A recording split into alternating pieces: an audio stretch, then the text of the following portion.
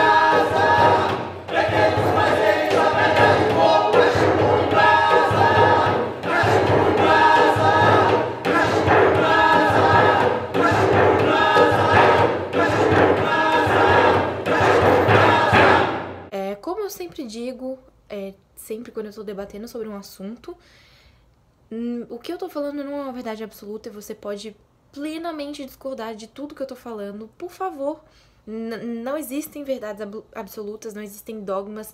A gente precisa contestar as verdades, a gente precisa contestar o que as pessoas falam e debater de uma forma saudável, e discutir, conversar, pra chegar a um consenso ou não.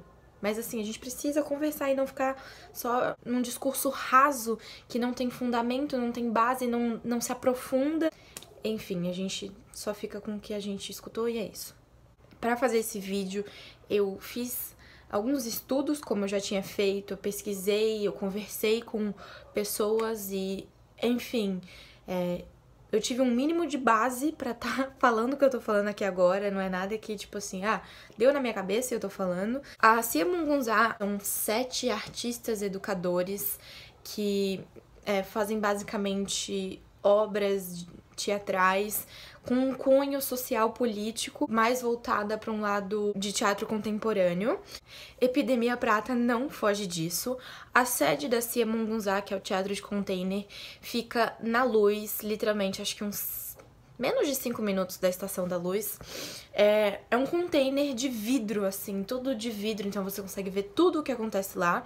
Inclusive, uma das coisas que eles falam é o fato da rua, a circunstância do que tá acontecendo na rua ressignifica a cena e o que tá acontecendo na cena também reverbera na rua e vice-versa. Ali na região da Luz, onde eles estão localizados, muito, muito próximo, é quase colado na região onde fica a conhecida Cracolândia, onde existem muitos dependentes químicos, muitas pessoas em situação de rua, em uma situação muito delicada. Quem já viu ou qualquer notícia sobre sabe o quanto que é delicado, o quanto que é difícil de você digerir aquela realidade. Mas é a realidade, a gente tem que abrir os olhos, não adianta a gente fingir que ela não existe porque ela tá ali. Eu acho que grande parte da importância de Epidemia Prata é nos abrir os olhos, nos fazer enxergar coisas que a gente não quer enxergar.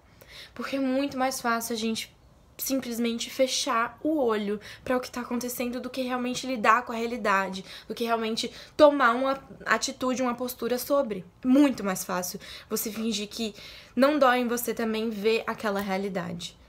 Epidemia Prata se baseia no mito também da medusa de petrificação das pessoas, uma mistura sobre o contexto da realidade que esses artistas, estando inseridos ali em meio da Cracolândia, o que eles experienciaram, o que eles aprenderam, tudo o que eles têm a dizer sobre aquela realidade, sobre aquele contexto. O nosso intuito primeiro é mostrar a nossa realidade, o nosso fracasso enquanto sociedade, enquanto classe média decadente, enquanto classe média, o nosso fracasso inclusive residindo e estando no centro, enfim, todos os percalços por qual a gente passa, as coisas que a gente não sabe lidar, que a gente tem uma ideia de lidar em escala micro, quando deveria ser em escala macro, quando deveria ser política pública mesmo, as saídas de todas as nossas questões.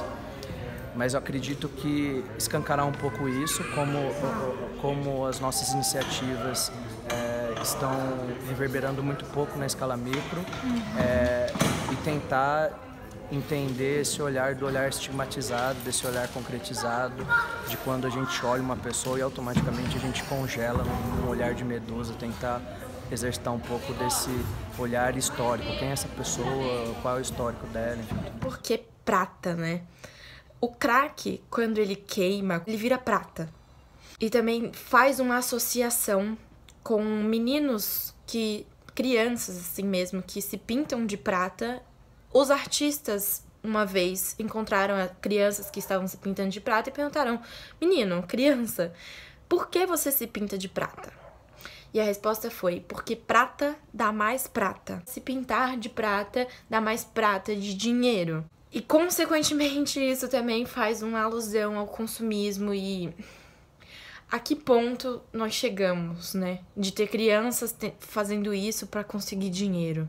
Eles trazem um olhar muito generoso, muito sincero, muito honesto, muito vivo do que é a realidade das pessoas que estão inseridas no contexto, das posturas que o Estado toma, porque além de tudo, existe uma especulação imobiliária absurda na região da Cracolândia.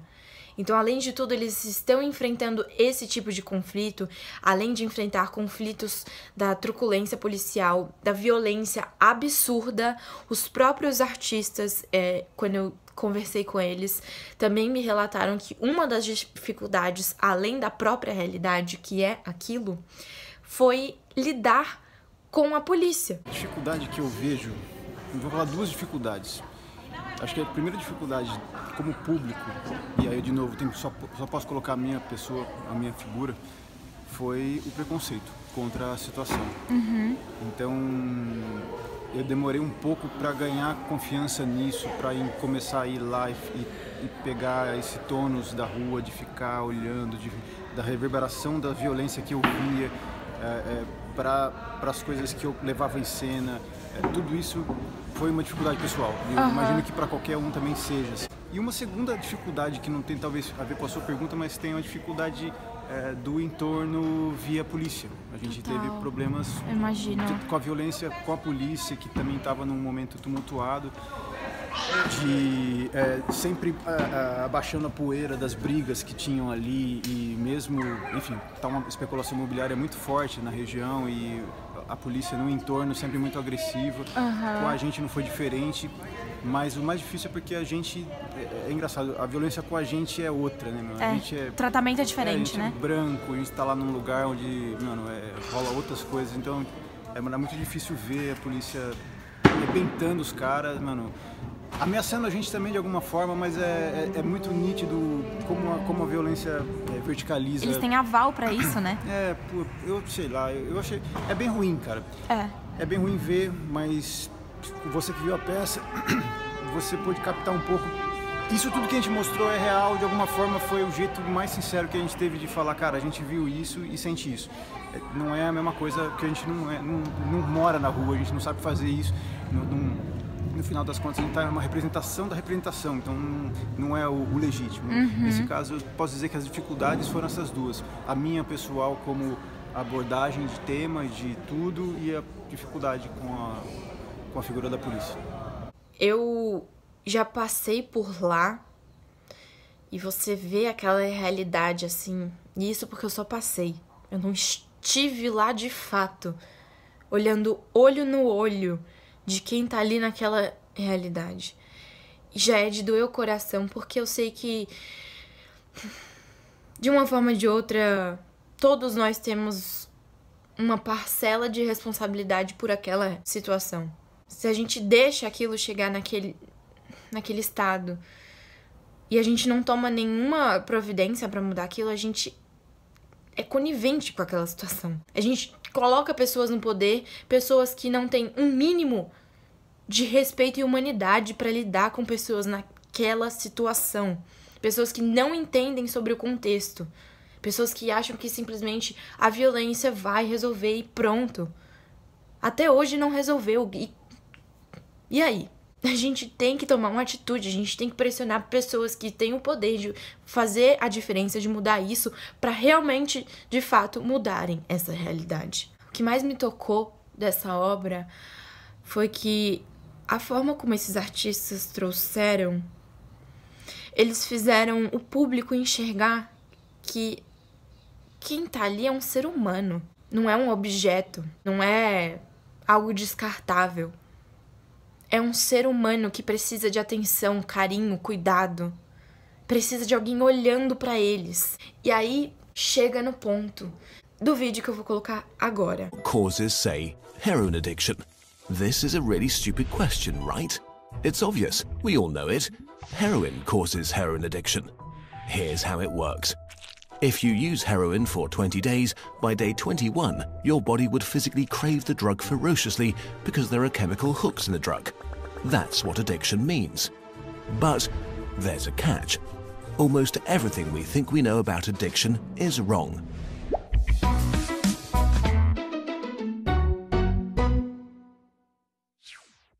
If you, for example, break your hip, you'll be taken to a hospital and you'll be given loads of diamorphine for weeks or even months. Diamorphine is heroin. It's in fact much stronger heroin than any addict can get on the street because it's not contaminated by all the stuff drug dealers dilute it with. There are people near you being given loads of deluxe heroin in hospitals right now. So at least some of them should become addicts. But this has been closely studied. It doesn't happen. Your grandmother wasn't turned into a junkie by her hip replacement. Why is that? Our current theory of addiction comes in part from a series of experiments that were carried out earlier in the 20th century. The experiment is simple. You take a rat and put it in a cage with 2 water bottles. One is just water, the other is water laced with heroin or cocaine. Almost every time you run this experiment, the rat will become obsessed with the drugged water and keep coming back for more and more until it kills itself. But in the 1970s, Bruce Alexander, a professor of psychology, noticed something odd about this experiment. The rat is put in the cage all alone. It has nothing to do but take the drugs. What would happen, he wondered, if we tried this differently? So he built Rat Park, which is basically heaven for rats. It's a lush cage where the rats would have coloured balls, tunnels to scamper down, plenty of friends to play with, and they could have loads of sex. Everything a rat about town could want. And they would have the drugged water and the normal water bottles. But here's the fascinating thing. In Rat Park, rats hardly ever use the drugged water. None of them ever use it compulsively. None of them ever overdose. But maybe this is a quirk of rats, right? Well, helpfully, there was a human experiment along the same lines, the Vietnam War. 20% of American troops in Vietnam were using a lot of heroin. People back home were really panicked because they thought there would be hundreds of thousands of junkies on the streets of the United States when the war was over. But a study followed the soldiers home and found something striking.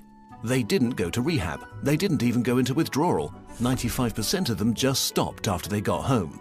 If you believe the old theory of addiction, that makes no sense. But if you believe Professor Alexander's theory, it makes perfect sense.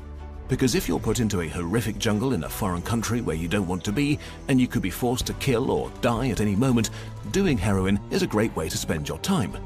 But if you go back to your nice home with your friends and your family, it's the equivalent of being taken out of that first cage and put into a human rat park. It's not the chemicals, it's your cage. We need to think about addiction differently. Human beings have an innate need to bond and connect. When we are happy and healthy, we will bond with the people around us. But when we can't, because we're traumatized, isolated, or beaten down by life, we will bond with something that gives us some sense of relief. It might be endlessly checking a smartphone, it might be pornography, video games, Reddit, gambling, or it might be cocaine. But we will bond with something because that is our human nature. The path out of unhealthy bonds is to form healthy bonds, to be connected to people you want to be present with. Addiction is just one symptom of the crisis of disconnection that's happening all around us. We all feel it. Since the 1950s, the average number of close friends an American has been steadily declining. At the same time, the amount of floor space in their homes has been steadily increasing. To choose floor space over friends, to choose stuff over connection. The war on drugs we've been fighting for almost a century now has made everything worse. Instead of helping people heal and getting their life together, we have cast them out from society. We have made it harder for them to get jobs and become stable. We take benefits and support away from them if we catch them with drugs. We throw them in prison cells, which are literally cages. We put people who are not well in a situation that makes them feel worse and hate them for not recovering. For too long, we've talked only about individual recovery from addiction. But we need now to talk about social recovery, because something has gone wrong with us as a group. We have to build a society that looks a lot more like Rat Park and a lot less like those isolated cages. We are going to have to change the unnatural way we live and rediscover each other. The opposite of addiction is not sobriety. The opposite of addiction is connection. This video is a collaboration with Johann Hari, the author of the book Chasing the Scream, The First and Last Days of the War on Drugs. Depois que eu assisti esse vídeo pela primeira vez, eu nunca mais me esqueci. Eu já assisti ele milhões de vezes, já mostrei ele para várias pessoas. É necessário que a gente tenha um outro olhar para além da questão de que a droga que as substâncias químicas da droga é que causam a dependência. É necessário que a gente olhe para a questão social dessa estrutura. A partir do momento que você entende que o contexto em que aquelas pessoas estão inseridas, que a dependência delas não é somente numa substância química, mas é porque elas têm uma carência social, uma carência de questões afetivas e emocionais tão grande que aquilo acaba sendo uma válvula de escape. Esse vídeo explica muito bem as origens do vício. O fato de nós excluirmos, tratarmos aquelas pessoas como algo descartável, não olharmos para aquela realidade. Ah, Laura, mas tem tanta política, você não vê o tanto de gente que vai lá, tenta resgatar eles, levar para centro de reabilitação e tudo isso. Tudo bem, realmente existem muitas políticas para reabilitar essas pessoas. Mas e as políticas para evitar que essas pessoas cheguem nesse estado? Políticas de educação, de saúde, de bem-estar, políticas financeiras, garantir uma estabilidade social em todos os aspectos, para que essa pessoa não caia nesse buraco. E a gente não pode fechar os olhos e achar que quem tá ali porque quer. Tá ali porque é vagabundo, isso e aquilo. É muito fácil falar de amor ao próximo, pregar religião, isso e aquilo, mas você não olhar e não ajudar as pessoas que estão ali na sua frente. E eu falo isso, eu não me excluo dessa realidade. Quantas vezes eu não vi uma realidade que eu não queria, vi uma pessoa num estado que eu não queria ter visto, fingir que eu não vi, porque aquilo dói menos. Dói menos você fingir que aquela realidade não é realidade. Dói muito menos. Ter empatia não é só pelas pessoas que a gente ama. É por qualquer ser humano. É você se colocar no lugar do outro e falar, tudo bem, tô vendo que isso dói, como eu posso te ajudar? E outro ponto importante. Tudo bem, depois de reabilitação, isso e aquilo, como é a reinserção dessas pessoas na sociedade? Elas são bem aceitas? Em qualquer lugar que elas forem, elas são bem vistas? Ou existe um enorme preconceito, uma enorme barreira que elas têm que atravessar para conseguir ter um mínimo de dignidade para viver de novo? Eu acho que uma das maiores interpretações que eu fiz dessa obra, Epidemia, é o fato dessa alusão que eles fazem com o mito da medusa de petrificação e com esses meninos pintados de prata, que são coisas ignoradas pela sociedade. As pessoas estão ali, petrificadas, e a gente só passa e não vê. Ou passa, dá uma moedinha, mas é isso. O que a gente faz de fato pra mudar aquela realidade? A guerra contra as drogas, ela não é só contra as drogas. Quando quem tá sofrendo a truculência e a opressão são pessoas marginalizadas, são pessoas que são julgadas pela sua cor, pela sua etnia. A gente não sabe. Mesmo eu tendo estudado e visto tudo isso, eu ainda não sei nem 1/3 do que é aquela realidade de fato. Não sei mesmo. Você pode estar pensando, quem é essa patricinha branca no quarto dela falando todas essas coisas? Quem ela acha que é? Tipo assim, garota, você não sabe de nada. E realmente, eu não sei de nada. Mas o mínimo que eu sei, que eu fui atrás de saber, é o que eu tô falando aqui agora. É a minha experiência, a opinião que eu criei em cima do que eu tenho como base, do que eu estudei, do que eu pesquisei. E eu posso estar muito errada, mas assim, catastroficamente errada. Mas tudo bem. Que se eu estiver errada, eu aprenda com meu erro e que nós sejamos capazes de refletir sobre questões que estão à nossa frente. Eu espero de coração que eu tenha me feito ser compreendida, se é que essa frase está corretamente colocada, mas que tenha dado para entender um pouco dessa perspectiva que eu coloquei, que tenha feito sentido de alguma forma. Obrigada por ter assistido esse vídeo até aqui. Não é um assunto fácil, não é algo fácil de digerir, não é uma realidade fácil, mas é a realidade. E eu agradeço muito a Cia Mungunzá por tamanha generosidade, tamanha entrega para trazer um pouquinho, só um pouquinho, dessa perspectiva, de mostrar a forma como a arte transforma. Para quem não sabe, a Cia Mungunzá tem diversos projetos. Se você quiser, inclusive, você pode entrar em contato com eles para você apresentar o seu projeto lá, seja uma contação de história, seja uma palestra, seja o que for. Eles são completamente abertos, o espaço é aberto para quem estiver ao redor, para quem quiser interagir, para as pessoas conhecerem, para ser algo acessível. E, enfim, o trabalho deles é admirável. Obrigada. Por favor, vamos conversar, comentem, me mandem inbox, seja o que for. Mas vamos falar sobre. E é isso. Muito obrigada. Vamos atrás disso. Um beijo enorme e até a próxima.